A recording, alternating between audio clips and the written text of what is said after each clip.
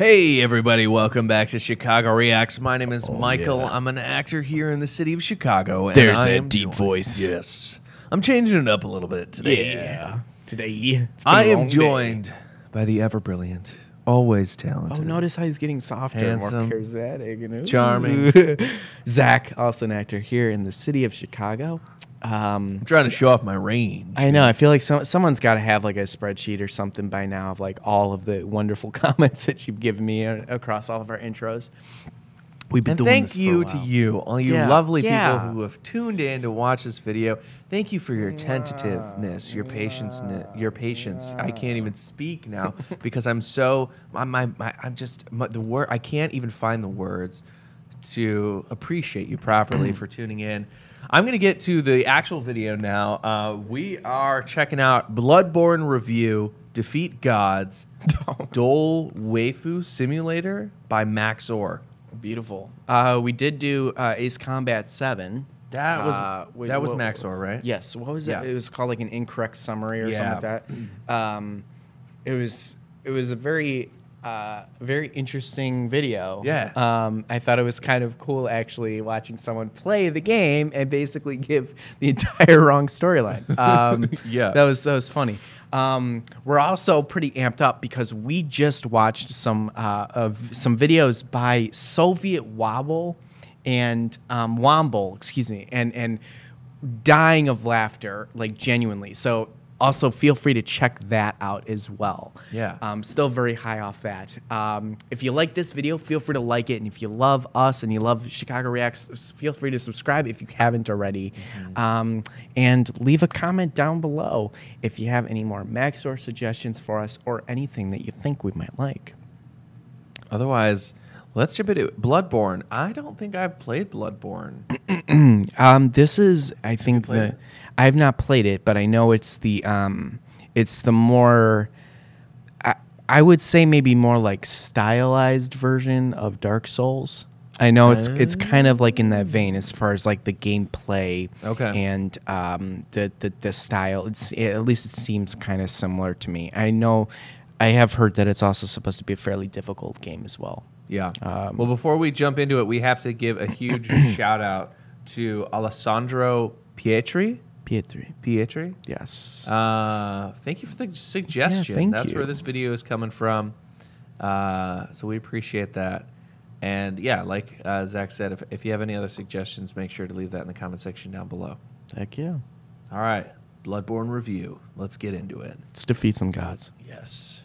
Doll Waifu Simulator. The video has spoilers. Bloodborne is a Lovecraftian horror RPG that no one understands by definition, where the player is free to attack hordes of human children at will and consume their innards. If that in-depth and engaging anti-baby gameplay appeals to you, keep listening because it gets worse. In this game, you play as John Bloodborne, a foreigner incapable of speech without the use of sign language, and stricken with Habsburg disease, comes to the ancient city of London, seeking treatment for the sins of his cousins. In doing so, he will begin hallucinating talking dolls, spider people, and the great people. Journeying further, John Bloodborne becomes conscripted into the service of a gay elder god and the 60-year-old man he keeps as a pet, and is given the ultimate task of killing an invisible infant in order to cure his anemia. To accomplish said Herculean task, the player must journey through dark forests, terrifying nightmares, and the meth-ridden alleyways of a post-Brexit Britain, slaying monsters, exploring, and tricking women into being impregnated by gods so you can consume the child. This game is an excellent realization of a Metroidvania with something new around every corner. A great action RPG which pits you against insurmountable odds and extreme challenges, and has a gripping story and lore about discovering the eldritch truth. So if you can, play it yourself because I'm not going to hold back on the details. It's no secret that my reviews are entertainment first, so I don't suggest using me as genuine advice.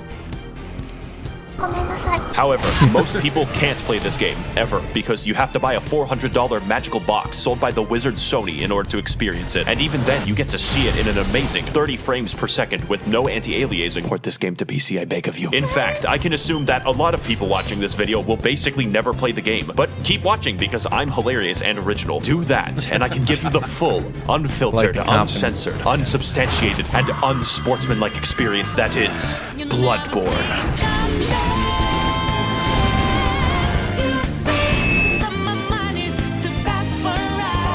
The The gameplay is what makes this game great, and the easiest way to describe it is simple but complicated. On a simple level, your baby brain is responsible for only 2 tasks, dodging and hitting. And dodging in this game renders you temporarily invincible. Sounds easy, right? Wrong, because every single enemy is adjusted to keep pace with you. Basic enemies are basically able to whoop your ass into fucking non-existence. Every encounter, therefore, is tense and engaging. When you kill someone, it's because you were faster and had more meth than they did. On a complicated level, you have a gun, and normally bullets hurt people, but in London, bullets are a suggestion, like the Geneva Convention. Here in England, it's all about the knife bins. Except when you shoot somebody mid-attack, you gain the mystical and arcane ability to plunge your fist through their ribcage like Mortal Kombat, and rip out their heart, which is considered rude and a slight annoyance. This extends to behind them if you charge an attack, which sometimes causes you to reach up a pig's asshole and rip out the prostate like fruit by the foot. Side note, the most optimal farming route for currency in this game is called Murgo's Pig Fisting Route. See, I changed the webpage. And in this route, you sneak up behind this guy and do him the dirty. Then entice these 2 swinular bastards to be mauled to death by members of Organization 13. Repeat 50 times. On a complicateder level, every single weapon in the game has 2 different modes with 2 different movesets. And transforming between them gives you special attacks, in addition to running attacks, plunging attacks,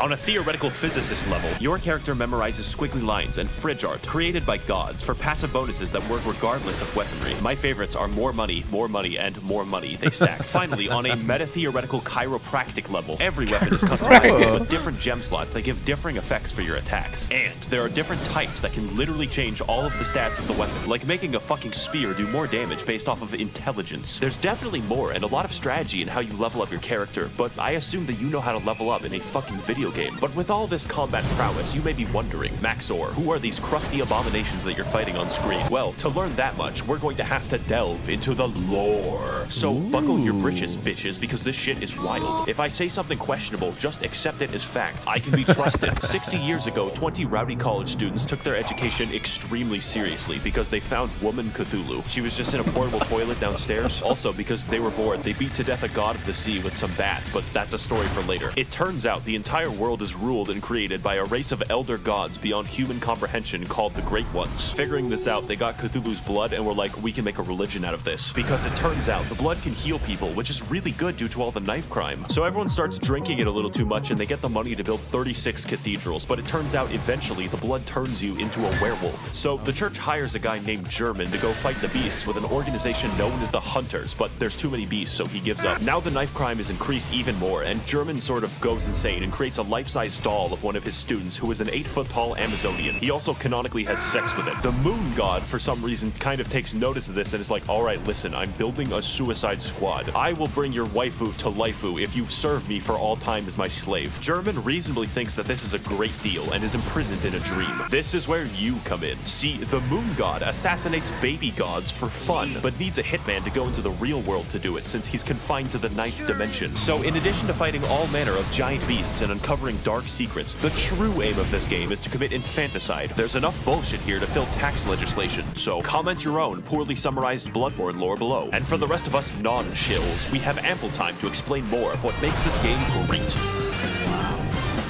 Yes, you have been jinked. I am talking about bosses before I talk about the levels. In most video games, bosses cap off areas, but in Bloodborne, areas are preambles to a dick flattening, and nothing will challenge your skill in quite the same way. Except for the goddamn Witches of Hemwick, who were placed into the game for disability access. You can probably tell that Bloodborne is a hard game. We don't even know if a games journalist can beat it. But it's hard in a fair way that tests your skills and reaction time, except for Lawrence, but I'll get back to Lawrence later. What sets this game's bosses apart is that the challenge makes it feel like you're a really small dude jabbing a toothpick into a building-sized deer demon. So yeah, I would be impressed if he killed that. But not only that, unlike Dark Souls, every single boss reacts meaningfully to how you attack them. Large beasts can have their bones cracked and their tendons wound into a slinky. Bone boys can be knocked over and have their marrow sicked. And human enemies will wince and recoil when they see your height difference. As well, every boss punishes you for cowardice and actively discourages backpedaling with their forward momentum, causing every fight to be an elaborate dance with a thrilling back and forth. Unless you're fighting Grom, who is the really hungry caterpillar if he had a legion of arachnid slaves who threw their heads underground like ostriches. We don't talk about him. And while we're on the subject of bad bosses, this motherfucker, let me tell you something. The humanoid bosses in this game are paradoxically the most dangerous. But Mikolash is a psychological hazard that will hurt you personally. This boss literally feels like cut content because the fight centers around chasing him, and his direction depends on RNG, making him an actual speedrun killer. When you corner him, he uses one attack, and then you chase him again, where he gains the power to insta-kill you. God forbid you're hit by it, because that's 10 minutes gone. Here's a tip. Save up 10 poison knives and steal from your family if you must. Then wait until he jumps down this hole, poison him repeatedly, and watch him spaz the fuck out until death. You will thank me. But as a result of everyone who isn't Miko shit, conquering a boss in this game is absolutely rewarding on a level that other games cannot match. It's only because the odds are stacked against you in ways that don't feel bullshit most of the time that conquering them is the main reason I play, and their fights are undoubtedly the best I've ever done in video games. But that isn't most of the time in the game. In fact, a lot of your time is spent exploring the areas, so let's get into that. Lesson 1 in area design. Where the fuck am I going? Exploration is the name of the game, except it's called Bloodborne. Only this time, you don't bring smallpox and kill 20 million people. We're looking at a solid 10 this time, because the main enemies in this game are British townspeople. It's how the developers made sure you didn't feel bad about killing them. The plague of beasts infecting London causes people's teeth to become beast-like, makes you aggressive at night, and slurs your speech. So it's up to you to stop them, as a hunter should. If you don't look up where to go next in this game, good fucking luck. People get lost all the time. Get used to it. This game doesn't do exploration like, oh look, there's loot in this hallway, my dopamine's gonna go crazy. That's baby shit. This is daddy's exploration, where you find a route back to a place you were in 10 hours ago. And I hope you weren't expecting a mini-map, or any map. Every single hallway is a rabbit hole of discovery, and your hand isn't held. Case in point, Cathedral Ward is a level, but feels like a hub area because it connects to fucking everything. And where you start the game is in the middle of a loop-de-loop involving torturous experimentation. Just look at the fucking map of this game, everything overlaps. And yes, there is a level called Nightmare Lecture Hall, and no, it does not connect to the Altar of Despair, although you would think that. Fittingly, the lecture hall is the smallest area, and more fittingly, 90% of the combat is graduates throwing cum at you. The game also has 2 completely secret areas that you would not find without the internet. I would tell you how to enter, but I don't want to do calculus. And what you get at the end? Upper Cathedral Ward is legitimately a horror area in a game loved for its combat, because it's filled with enemies who act out my greatest fears. You know, I feel like that's interesting that you don't have like a map, but it makes sense to me for the game, because if it's like a horror game, the part of that is like feeling lost and feeling you don't know where you're supposed to be going. It's a really effective, like, just natural gameplay mechanic of the game. Like it really makes you create your own map of the world, right? Which is cool. I mean, not a lot of games do that, right? Yeah, no, it's awesome. Yeah, it's awesome. This game looks intense. Stealing currency permanently gives me fucking chills every time I talk about it. Castle Canehurst is proof that From Software hates us all, since the best area in the entire game requires you to go to the Field of Corn in Ohio and trek down Waldo. But it's worth it to invade the house of that parasitic queen dwelling in her demented castle, so that she may feel the wrath of the proletariat. All we have to do is kill Prince Philip, who guards the way as an eternal lich. On top of this, there are numerous NPCs and NPC quest lines spread throughout the world, all with a series of interactions with each other depending on location and timing. For instance, you could direct nuns, prostitutes, and Prince Philip to a church run by a lonely black sludge, then perform enough blood transfusions to send the nun into a yandere rage. Or you could direct them to the nice woman who runs the clinic down the street, who only wants to help and assist others. Then take a strange path through the forest and into her clinic to discover that she has been experimenting on all of them in order to create the Blue Man Group. And if you want, you can take the umbilical cord away from her schizophrenic ass and eat it. The sky's the limit in Bloodborne questlines. And you know what my favorite questline is? The one where you descend into literal hell, complete with eternal punishment, insanity, and femboy fishing, the scariest of them all. I'm of course talking about the DLC, the only DLC for this game. And if you play through Bloodborne, you have to play through the DLC. I'm not giving you a fucking choice. So to learn why, you should play the best expansion ever made since Spore Galactic Adventures.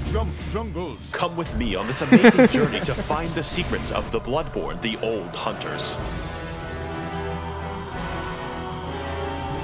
I want you to imagine hell. Now imagine hell written by H.P. Lovecraft. It would be filled with squids, immigrants, and air conditioning. This DLC has none of that except the squids. For you see, those college kids from the lore section of the video were built fucking different. They experimented on an entire village and possibly beat up a god of the sea so fucking bad that her consciousness in the 9th dimension died. We spent an entire game killing an infant and these guys somehow killed the MILF god. But anyways, in the process of this, it cursed them and all of the hunters to be doomed to a hell upon death, where they will hunt in a bloodthirsty rage without rest for all eternity, indistinguishable from a political subreddit. Case in point, this is Ludwig. He's the first boss of the DLC and has a reputation for causing refunds. Not because he's bad, but because he's too good for you. The first phase is as difficult for me as realizing that Golden Corral is not actually a real corral. But like every restaurant except Golden Corral, the rewards at the end are delicious because his second phase is even harder. Now, I'm not going to lie, this DLC has 4 bosses and 3 of the hardest bosses I have ever fought in any video game ever. So your ass will be clenched the entire time, and the fact that he's the 3rd hardest is fucking concerning. Some people tell me, Max0r, your videos have gotten me through tough times because they made me laugh. But like this boss, you are the one who is truly overcoming these challenges, and I believe in your ability to beat both of them. King. Boss Lightning Round. The DLC has many such cases of amazing bosses, including Lady Maria, who is the basis for German's extremely creepy 8-foot-tall doll fetish, but we'll get back to that, and Orphan of Cause, who was born from the literal dead body of a god. If you enjoy the sensation of being beaten to death with a sharpened placenta, this is the fight for you. And as with everything that From Software makes, they threw in a boss that they didn't really finish and called it a day. I'm of course talking about Lawrence, which is a very mundane name for a fire monster locked in hell. Take my advice. Don't fight Lawrence, you only lose a part of yourself, since this boss fights you by dropping off his own legs and then violently vomiting and shitting lava everywhere. I've always wanted my game about dynamic dodging and elaborate fencing to be reduced to shitty area denial like it's Team Fortress 2. To wrap things up, the music of this game is pretty good, but the DLC music is fucking insane. I don't know what it is about Japanese composers being able to make better symphonies than the continent that invented them, but just take a listen. Holy shit, I am alive right now. Have you ever thought, as I do, that this game is just too good? That you would really rather be playing a shittier version of the game, such as the engagement of the Chalice Dungeons? I, of course, jest. They're fine, probably, except for half of them, because Bloodborne has an optional system of infinite dungeon generation for all of those who wish to break free of the shackles of good level design. Let's talk about how, and more importantly, why. First of all, Bloodborne has a system of dungeons that everyone shares and dungeons that are random. For my footage, I played the shared dungeons so that you can be guaranteed the pain you witness on screen is mandatory. One of the biggest strengths of Bloodborne is the ability to have interesting and challenging enemy encounters gently rubbed with the blood-stained hands of Miyazaki. But I don't think I have to explain to you how randomizing almost every encounter in the game could be imbalanced. But fortunately, most enemies you encounter in the Chalice dungeons are new to spare British people your wrath, so you instead fight SCP-96.